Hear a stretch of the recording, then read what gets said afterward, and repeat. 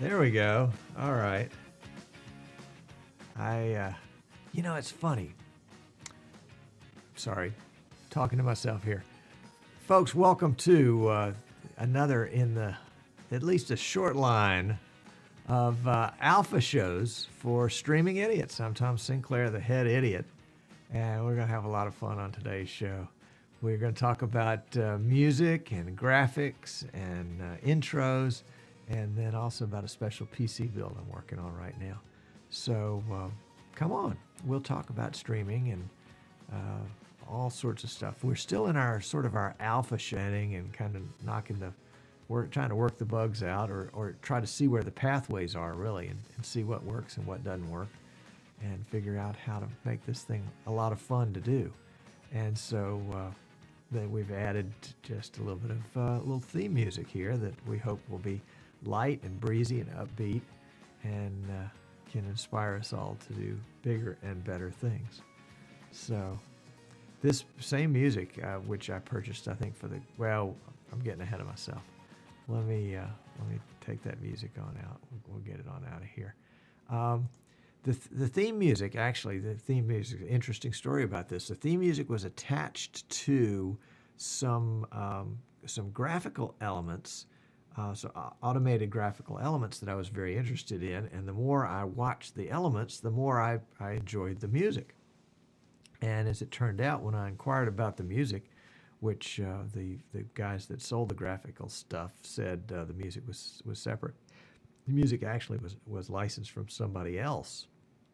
And so they had kind of a affiliate arrangement where they got a percentage if they made a referral.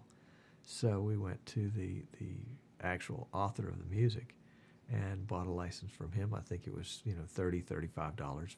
I thought very reasonable, and will allow us to have forever for as long as 4 different versions. All of them. 2 of them were MP3 files, 2 of them were WAV files, but basically it was just 2 different versions of the song. There's a little glockenspiel or something in there that plays a little melody at some point, and that's in one version but not in the other version. So you could have 2 versions. And interesting that Motorola used about 20 seconds of this in one of their ads for one of their phones about 9 months ago or something like that. So if it might tend to sound a little familiar, that's probably why you may have seen that ad. But, it's fun. And, there are lots of different ways to search for music. One of the ways that you can search for music is in fact, you can search for lots of different things. But there's a company out there called Pond 5.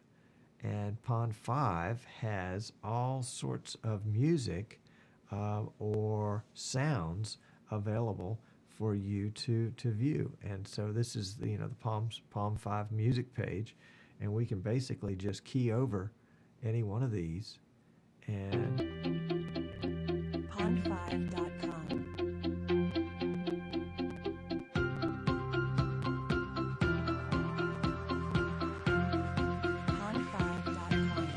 So you can see that you can check out. Let's see. Here's one called "We Can Do It." That looks pretty upbeat. Let's try that one. Pond5.com. Sounds kind of like the other one.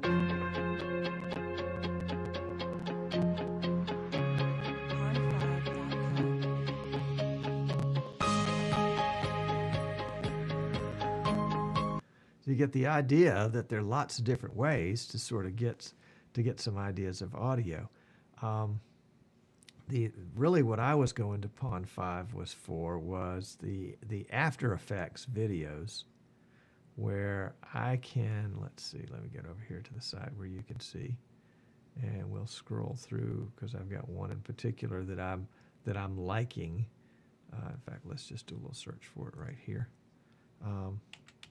Called the Creative Series, and there's one called Creative Intro, and it'll play, but I've downloaded their demo for it. As you can see, it's $35. It's about 26 seconds, And let me just cue over to that here for a second, and put that on the screen and play it. And so this would be an intro where I can put in the text, I can put in the graphics, whether it's a JPEG or whether it's a video file, and then I can have a voiceover put over it, so that I end up with for not a lot of money, a 26 seconds, 26-second intro to a show like this. And 26 seconds is probably about right. I think anything 30 seconds or less is going to be about right. Because if you go much longer than that, folks are like, okay, come on, let's start the show. We're not here to many wonderful things you've done. We want to see what you've done for us lately. Let's see what the show is today. So 26 seconds is about right. Now this is from a guy in France, and he has uploaded three. He's uploaded dozens, but three in particular are sort of a series. And this one is called, the series is called Creative, and this is called the Creative Intro. Well, he's also got one that is a little different in that it uses the same kind of creative, the same sorts of graphics, same sorts of text, but it goes 1:21. And let me play that just to give you sort of a feel for it. It starts out a little bit more with a headline kind of text, still has the same type of graphical elements to it, and then takes a while before the video comes in with text. Again, voiceover and sound will complete the package.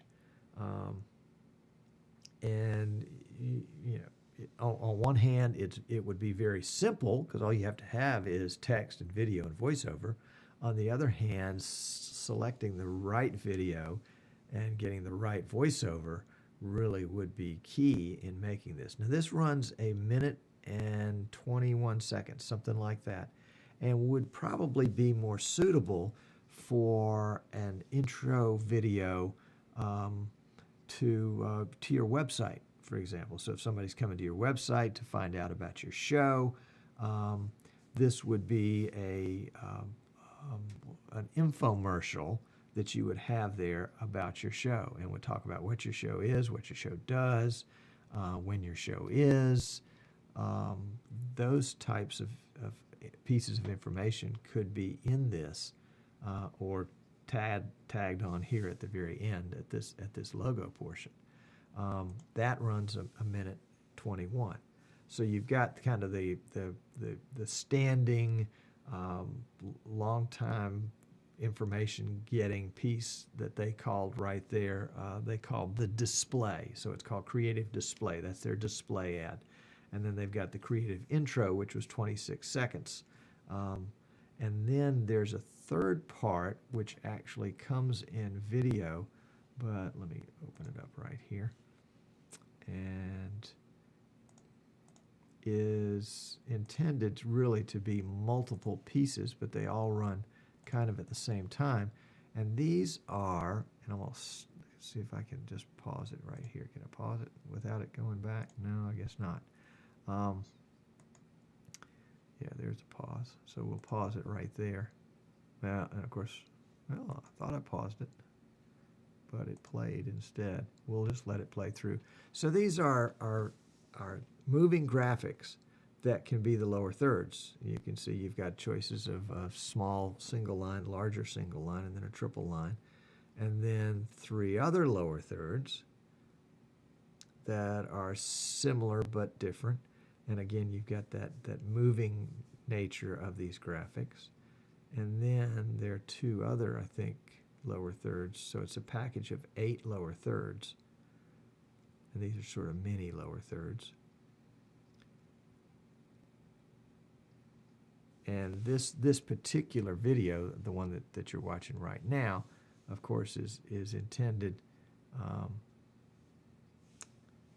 that you would get 8 different files and be able to edit those individually, change the colors as you see, so that they could match whatever your themes would be. But here, a lot of the real tough creative work has been done for you. There's still creative work to be done on your own, and in terms of coming up with the graphical elements, and then it's a matter of having some sense of what you want to accomplish when you're putting together the intro, which was the 26-second long video, and then the display, which was a minute and 21. Now, different authors, different creators of these products do them different ways. Some are longer, some are shorter, some have more than just 2 or 3 different pieces to the set. But you can take a backdrop like this, add in some elements in front that are moving. In fact, we can make this backdrop be moving as well. And you end up with a really dynamic image of whatever it is that is your your content. Whatever it is that you want to say is gonna sound better if you look better. I guess maybe that's the way to put it there. So these particular ones that you saw, let me flash back to this one for just a second. The 3 here on the top, this one, and this one were the 3 that I'm interested in. That one's $35. That one's $35. And that one's, look at that, $35. So then you take something like that, and let me turn the audio device on now for that. And we're going to go back to the intro. Now let's run the intro with a little bit of music. Now I'm having a little bit of problems with my USB bus. Not sure why I'm getting these glitches in there, so try to ignore those. But let's just take a look at this.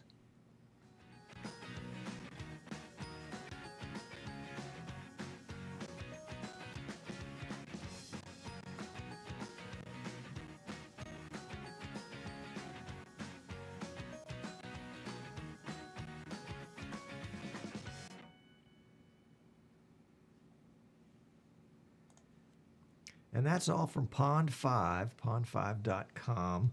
I guess I could sign up as an affiliate or something like that. But the idea is that, you can go out there and find some really cool stuff that will accentuate what you're doing in your show right now and make it more visually appealing, make it more fun, and make it more professional. Now, if you don't have, now this uses Adobe After Effects. If you don't have Adobe After Effects, there are numerous freelancers out there in the world that would be quite willing to take your $35 Adobe After Effects file and the instructions that come along with it and insert your graphics and your text. And if you have, somebody else that's done a voiceover for you as an audio file, they'll add that track over it so that you can end up with quite a professional production for, probably less than a couple of $100. Now, if you're like me and you're a cheapskate, you might rather say, okay, well, I like all 3 of those, and I like the lower thirds, and I like the display, and I like the intro, but I'm just going to start with one of them. And I'm going to take it one step at a time and use, some stock footage and some other things. Oh my goodness, excuse me. Sorry about that. And put all those together into a really exciting, dynamic, upbeat, graphical experience that opens or closes your show or advertises your show in your absence on your website. It can be a lot of fun, I think we're going to have a lot of fun talking about that and putting that together. And as I move forward on that, I'll keep you posted on how we do it. I've already had several folks that have volunteered, thank you very much, JP and others, to help me put so that we can move forward on it. So that's that portion of this segment. The next portion of this segment, I want to talk about a couple of PCs that we're building here in the workshop. I had someone approach me a couple of weeks ago about building some PCs for some auto racing. Excuse me.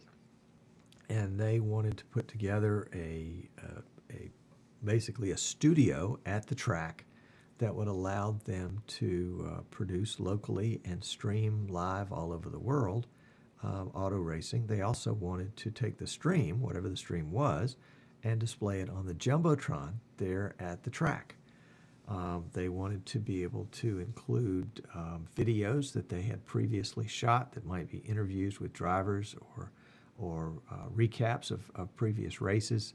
They wanted to be able to show graphics, that is, statistics of this or that or the other. They wanted to be able to show instant replays during the race. If there was an accident on turn 5, or turn 4, excuse me, turn 4, as the cars went to yellow, and if you're familiar with auto racing, a yellow flag, everybody slows down to give the folks a chance to clean up the track and move the wreckage, that kind of thing, make sure everybody's all right. So you might do, a lap or 2 laps or 3 laps or 4 laps under yellow. A lot of folks will use that as an opportunity to go to the bathroom and miss out on the race. But if you're showing the instant replay of the crash that caused the yellow, and you're showing it, in this case, from 8 different camera angles, it can add a lot of different interest. So the thought was that we need to, and here's kind of the scope of work. We want to take 8 camera inputs. They need to be high definition. They need to be high definition because it's going to be on the Jumbotron where they'll look, where they're going to be pixelated anyway. I think probably because of the nature of that particular Jumbotron, it just wasn't a real high-resolution device. But they wanted to do instant replay. They wanted to record each of the 8 cameras separately, as well as record the broadcast. They wanted to be able to insert all the graphics that we talked about and the advertising for sponsors and things of that nature. They were going to pick up the audio. I thought this was really interesting. They were going to pick up the audio from the track. So it wasn't going to be like an announced audio for the folks at home, but rather it would be the track audio for the folks there at the track. So that I think that was kind of cool. It would definitely give a very, very live effect to it. And that reminds me, I need to make a note to suggest to them that they add some microphones around the track to pick up some of the ambient noise of the crowd and the engines. Anyway, a pretty tall order, and as we sort of talked it through, we realized that this was probably there was too much that needed to be done. It was going to take more than one operator to be able to pull this all off and have it look good, and not have one person just basically pulling out their hair. They have a series of races all in the same day, and so you might be there for 3 or 4 hours on 3 or 4 hours worth of broadcast, not all the same race, and so there would be some break times. But even break times are times where you need to fill up with some on-track interviews or some pre-recorded information, and somebody has to queue up that and get that ready to go. So we decided pretty early on this was really a 2 PC, 2 operator kind of deal, and we said, okay, well let's split it up then and make one of the PCs more focused towards the instant replay, because that's going to be a pretty, I would say, CPU intensive and hard drive intensive operation. And then the second PC would be intended as the streaming PC and the recording PC, and the PC that's adding graphics and playing videos and making recordings of each of the cameras as well as the recordings of the show. Pretty tall order, and it's going to be really interesting to watch it come together. We've got a pretty short deadline. We need to get this box built and ready to test. So we'll start. Now, at the core of this, and we'll see if this is sufficient, at the core of this is the Intel i7 4930K processor. This is a 6-core processor, and I think it's a 3.44, something like that. Whoops, sorry about that. That's what happens when you drop it on your keyboard.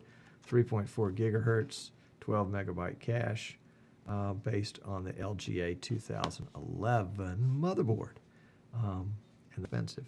But that's okay, because it's going to be a real screamer.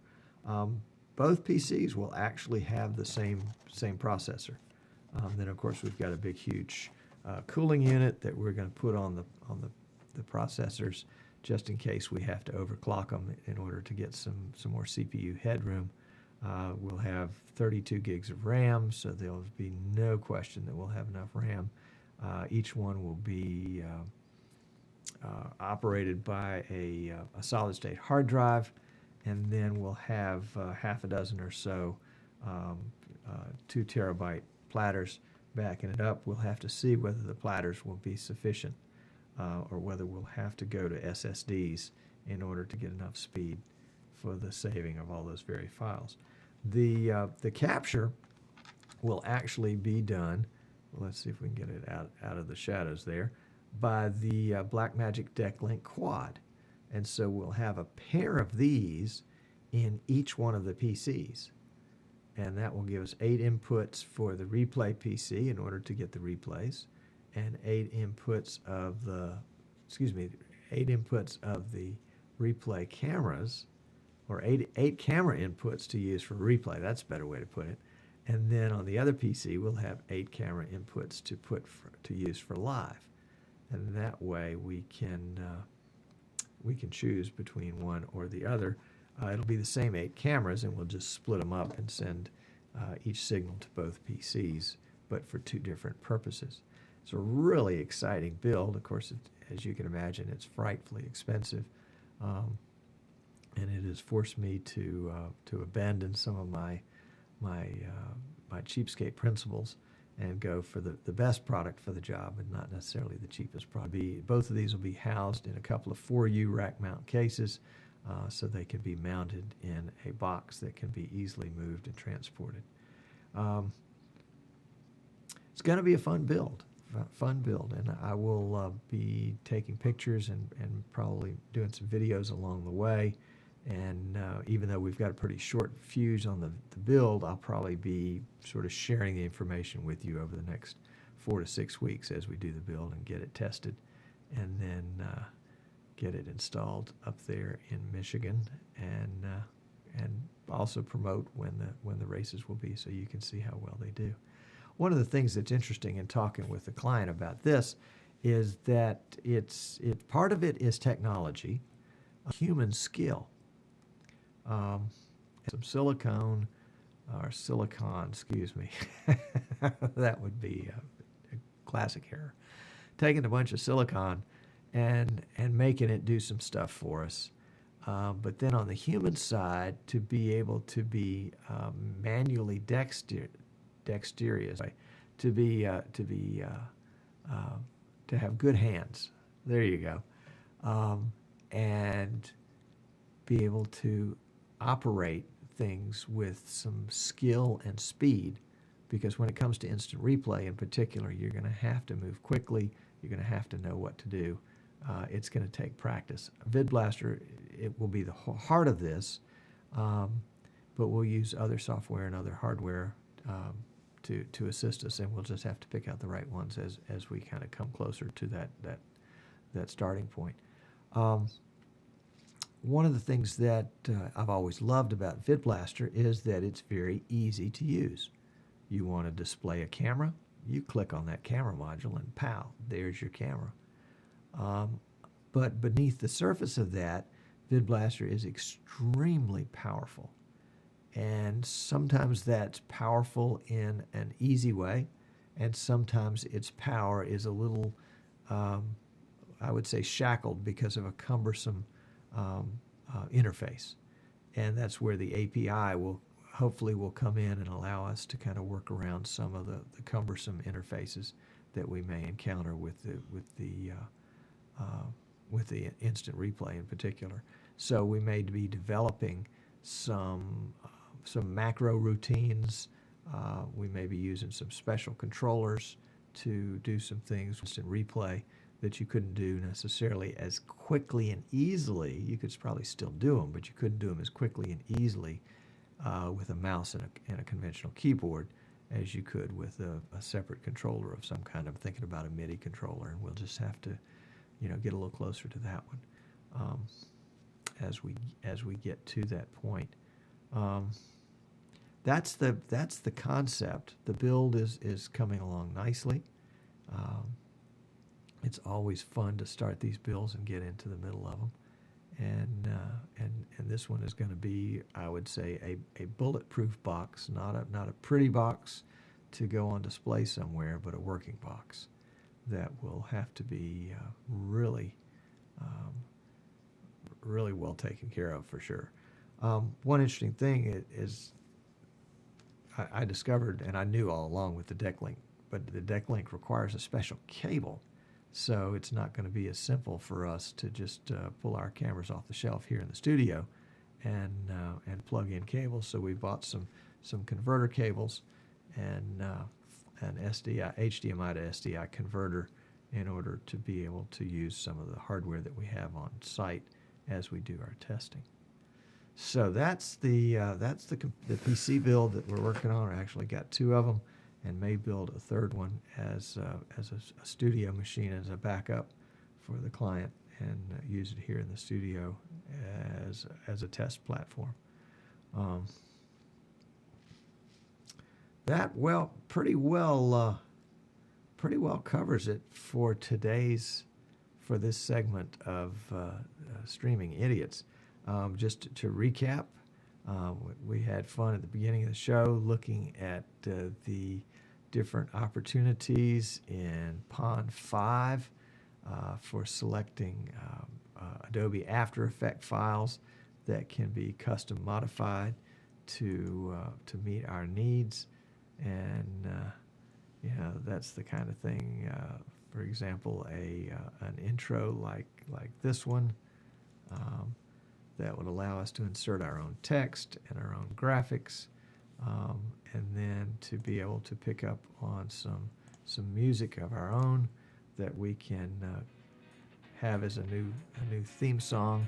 And for $35, we've got the right to something like this forever. So it's going to be a lot of fun to see how it goes on into the future. And then other folks freelancers that can help us kind of put everything together into a package. Peeled will be doing some of that and having hopefully some good intros and outros for our shows in the future. And then you'll also want to keep up with us in our PC build. At some point, Streaming Idiots will sort of spin off into its own show, probably when we get into the beta shows. We won't be as much of a corollary to that VidBlaster Guy, but that's where we came from. And so for now, we're going to kind of follow those coattails as long as we can. So that's it for this segment. Segment 2, Streaming Idiots. I'm Tom Sinclair, the Chief Idiot. I think I'll have to double check, but I think if you want to write me, it's tom@streamingidiots.com. If that one doesn't work, there's the old standby, tom at that vidblasterguy.com. But I think we've got the Streaming Idiots one active. The future ought to be really interesting. I want to give a hat tip to Martin Kay from Zen Video in the United Kingdom in Manchester. He will be working with us some in being a co-host and talking about a specific part of streaming technology. Would love to have you contact me about that. So I think that brings us here to the close. We don't have any great closing credits at this point. We can just sort of send you out with a little bit of theme music and say that we will see you next week on Streaming Idiots.